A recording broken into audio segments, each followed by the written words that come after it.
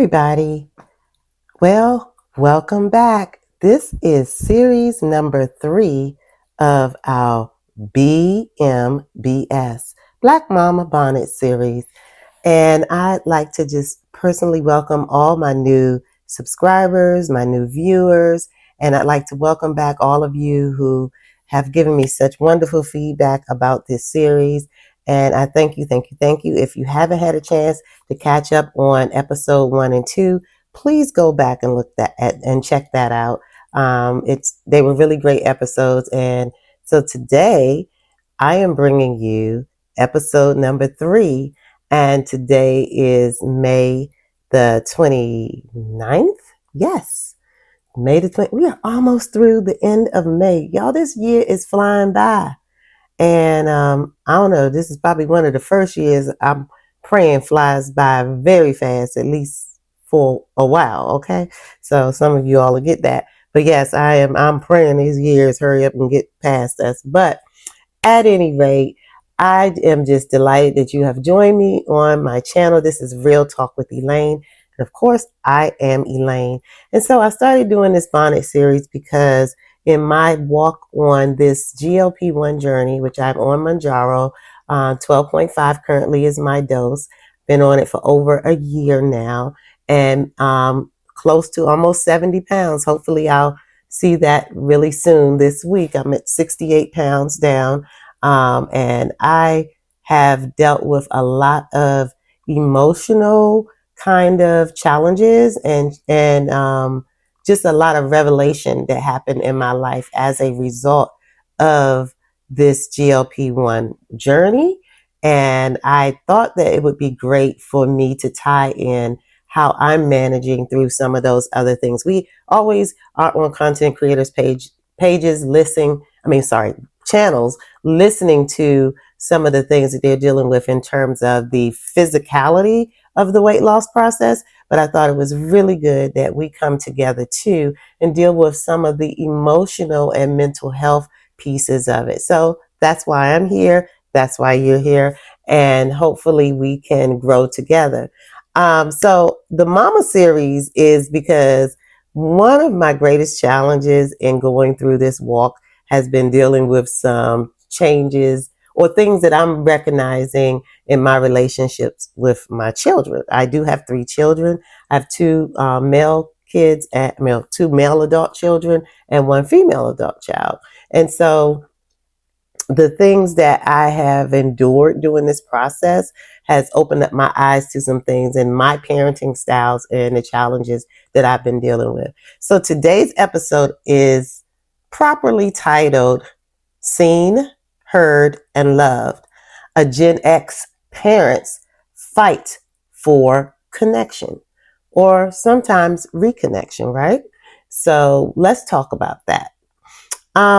So some of the feelings of frustration during this journey that I've had is raising my Gen Z, having a relationship with my Gen Z children. So 2 of my children are Gen Z and the other one is, what is that, a Y? I don't have no problems from him. So, and that was the one I thought I was going to have the most problems from, but I don't have any problems from that child. But we'll talk about the differences in those relationships on another episode too. But this one I'm choosing to deal with the Gen Z kids.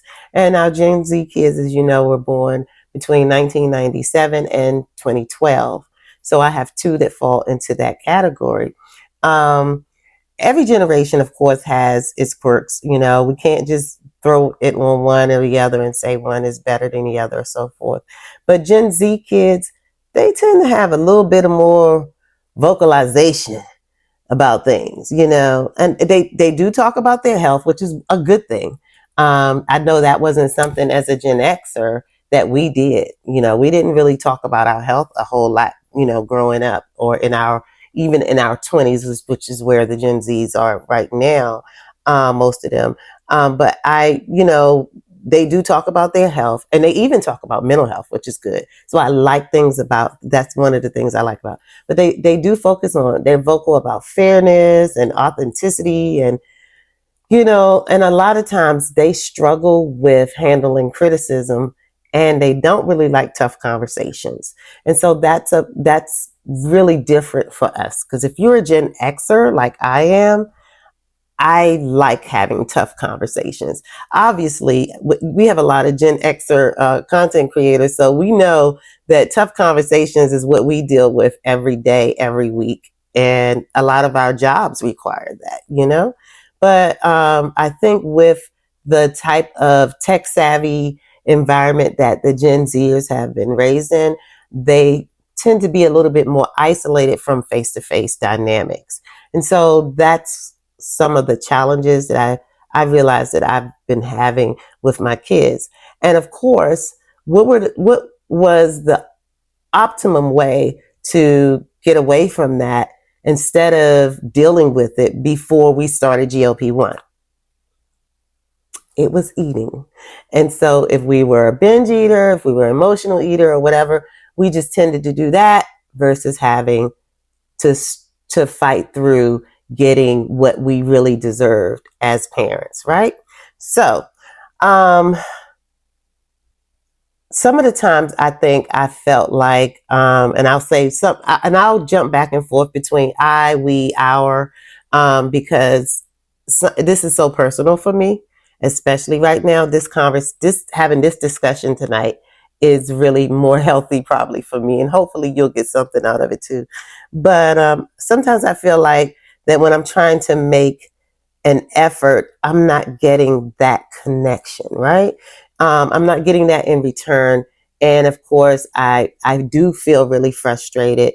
And, especially when I'm dealing with my children. I mean, we work with Gen Zers too. So I don't want to just isolate this discussion to whether it's our children, because I know everybody don't have children, and I respectfully understand that. But you may work in an office environment or in a job where you are working and you're directly responsible to, or for a Gen Zer, right? And so some of these things that we talk about tonight might be very helpful in knowing how to navigate those kind of conversations. So Gen Zs, they just tend to be absorbed. And again, as I say, they have more of a fast-paced environment. Like, I know I don't talk very fast, and I know that's probably a little annoying to people, and I do apologize for that. I've just never been a fast talker. I try to think before I speak a little bit. But the Gen Zers, they just have an amazing way of doing it. I don't know what it was. Maybe because they had to do things really fast with the computer and things like that. Maybe that's why they speak very fast, but they are very, very fast paced in everything. Of course, they live in a very digital heavy world. And sometimes I think that's what makes our relationships with them feel quite distant. Okay. And sometimes we think they don't care, but they can really care deeply. But I just think they just don't have good ways of initiating that with our population. Their priorities look very, very different from ours, but that does not mean that they don't value us. And even in a work environment, we have to realize that, because like if you're a Gen Xer in a work environment, you're bringing a lot of information to the table. Okay. That's stuff that they don't get from just Googling, whatever. You're bringing company information and history to the table. So they do rely on you for that. So don't feel as though that's not something that is valuable to them. So there are some ways that we can be valuable. And as a parent, same thing. We're bringing family history and information and our own experience in life. We're bringing that. Sometimes I don't think they really want to hear it, because they are at an age where they believe that they know everything. And we've all been there. Any generation has had that moment in their life, and we can all agree to that. But we do bring more in terms of our family history, and our life experience that the children, and I don't want to keep calling them, the young adults may need to glean from a little bit. So we have to find a way to kind of integrate that into our relationship and our discussions with them. So yeah, their priorities are kind of different. It could be that the way they express love, it's not as obvious as how we do it. So we may be more of a touchy-feely generation. We may want to, to share our love expression by saying, "Hey, son, hey, daughter, I love you," and they may be like, "Oh, okay." And so you might feel like, oh, that means that they don't love you. But again, remember their communicative style is much different than what our styles are. Okay. We did not have computers and things like that to talk through. They communicate most of the time through text messages with their friends and with us as family. So we didn't have that. We had to talk. So we had to share our feelings. So I think just tapping into those feelings and emotions are what kind of differentiates our patterns of talking and thinking and doing versus what our Gen Zers what they have been exposed to. Our emotional well-being directly impacts our physical health.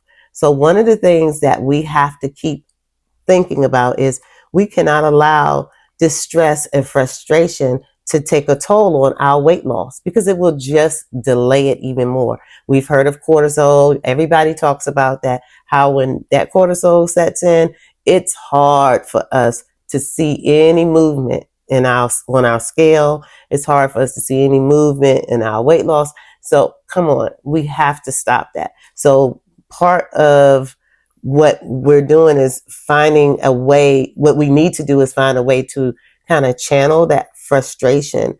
One of the things I know I've done is just started focusing on my own interests. I've set up some boundaries, whereas I'm not going to allow some things to bother me, even if it means blocking someone. Sometimes we have to do that. I mean, our phones have amazing technology features now that we can do to just try to get some of these negative energies away from us. And even if it means your child, that you have to take a break, sometimes you have to take a break. You have to protect your health. You have to protect your peace. You have to protect your emotions, and you have to protect yourself from having all this stress build up on you, okay? And choose to deal with it when you're ready to deal with it. Sometimes I think our generation, because we have been taught that, don't put off today, don't put off to tomorrow, what you can do today. And I probably messed that whole cliche up. But anyway, that does not mean that if it comes at the expense of your health. Okay. So your health is very, very important. And you might just have to put that conversation off till tomorrow, or you might have to put that situation off until tomorrow and deal with you and do something that makes you happy. Okay. So shifting some boundaries a little bit, even how you spend time with those people. I mean, some of us still have adult children in that Gen Z category that might be at home. I mentioned to you, my Navy son is here now. And so he spends time, most of the time in his room once he gets off of work. But, I have to look at ways I can interact with him a little differently because he goes to work, he comes home, he says hello, he goes to his room, and he's like on his game most of the night or talking to some of his friends where he used to be on a ship in California. So they do talk a lot during that time of the afternoon. And I kind of feel like sometimes I just want to have some time with you because in the next 2 or 3 years, you're going to be gone out to sea again. And I may not see you for 3 years. So I'm like, this is a perfect opportunity for us to talk. But a lot of times that's not what he wants to do. So just trying to find a way to connect with that in his world is some of the things, the strategies that I know I need to put in place. And I do have some notes here as always. So of course we deserve to feel loved and appreciated. So let's talk about some ways we can explore how we can work and kind of bridge that gap with our Gen Z kids while still prioritizing us and our well-being. So first of all, we'll meet them where they are. So with the Gen Z kids, again, they live in a digital world. So to, think that they want to spend 3-4 hours, especially for those of us who may have kids that live away. And, they may be like, Mom, I can't talk like for 3 hours with you. I got to do this, and such. They may have families or whatever. And that is something that we do have to take into consideration. And so maybe just, sending them a funny meme, or, sending them a video or something, even a video. We always are on here. So send a video to them and say, hey, just wanted to tell you, I love you today, and have a great day. Be blessed, blah, blah, blah. So those are some of the things we can do to just try to create and get in their space without getting in their space. Okay. No pressure bonding time. We need to start looking at how can we create some no pressure bonding time. One of the things is maybe if they are someone that lives nearby you or something, saying, hey, can we just go have a quick breakfast this morning? Lots of them, a lot of Gen Zers do work from home.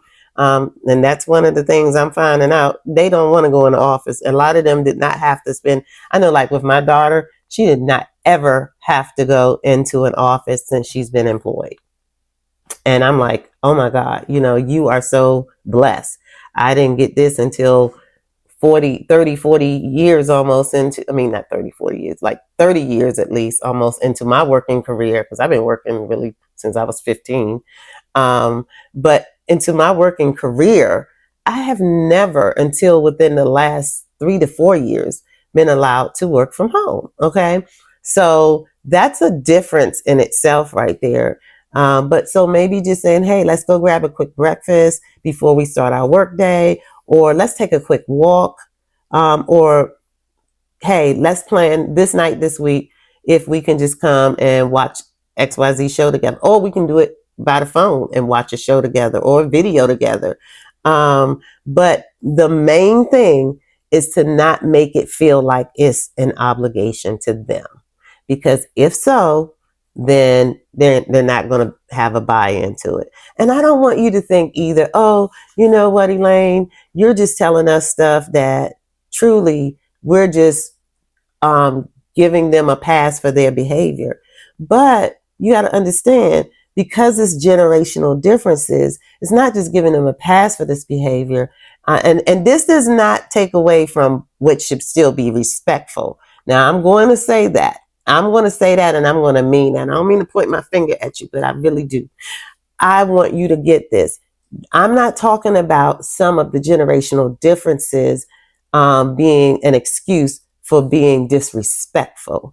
That should not be a thing that we accept as parents of any generation, okay? So I just want to clarify that. But what I'm saying is that there are certain things that we need to do to learn how to navigate through these generational differences. And if obligation is one of the areas where they have a challenge in terms of spending bonding time with you, then you might need to look at some ways to get around that. Also, continue to express your needs clearly, because your needs matter. Okay? My needs matter, your needs matter. And it's not fair to not. And one thing about Gen Z, they love talking about what's fair and what's not fair. Okay?